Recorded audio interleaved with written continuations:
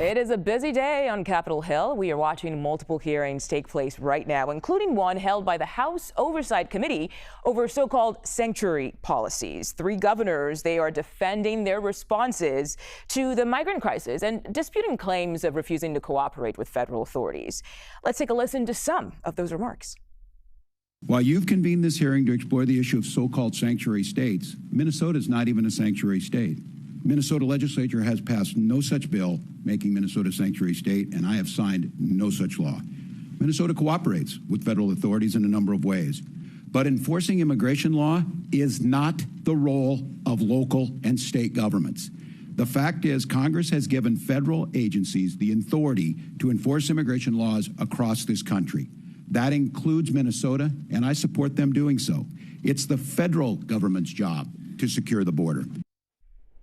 All right, let's bring in CBS News congressional correspondent Nicole Killian. She's live on Capitol Hill. Nicole, what were the key takeaways from this hearing?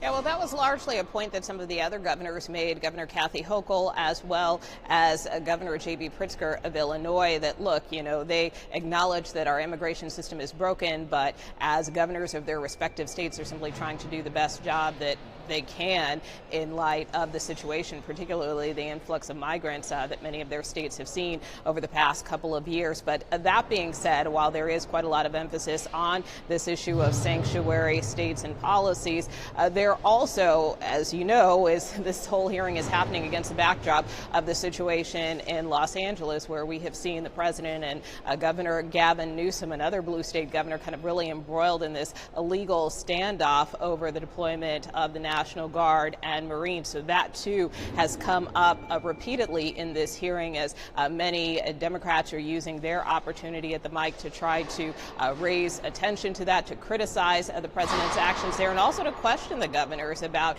you know, what a governor's role is when it comes to deploying the National Guard, which is something that Governor Walz did back in 2020 during some of the social justice protests in the wake of the death of George Floyd. So there is that exchange as well. Of course, Republicans remain very critical of these governors, kind of using this opportunity to rake them over the coals, accusing them of shielding and harboring undocumented immigrants who are here in this country illegally, although the governors continue to insist that they will continue to uphold the law.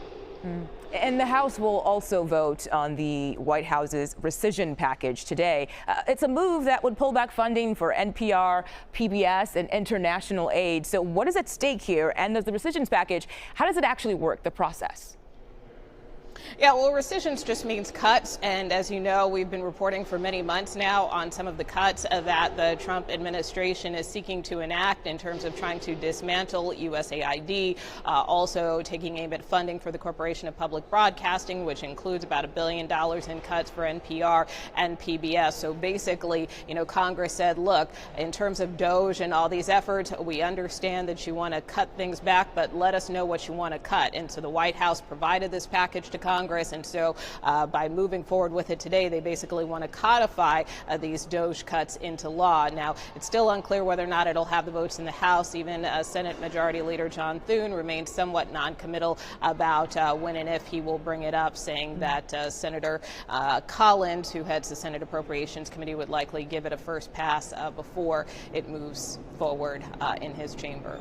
Okay, well, Nicole, I have to ask you about this because we also understand that Trump extended a picnic invite to a senator after his invitation was supposedly rescinded over his opposition to the GOP-backed budget bill. Is that right?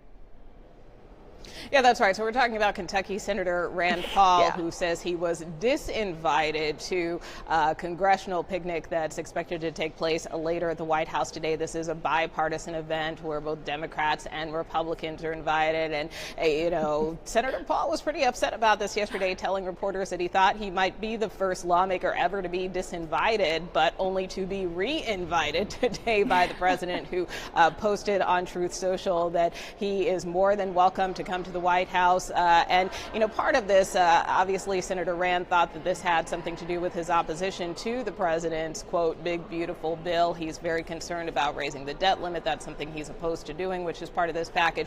The president now saying, look, hey, if he comes, it gives me more time to try to earn his vote. So we will see if the senator actually goes. We haven't had a chance to check in with him yet on that, but, you know, he's back on the list. Mugo. Yeah, that at least has been resolved, we know. All right, Nicole Killian, thank you so much for your insight today. 2 police officers who defended the U.S. Capitol during the January 6th insurrection filed a federal lawsuit to ask a judge to order the hanging of a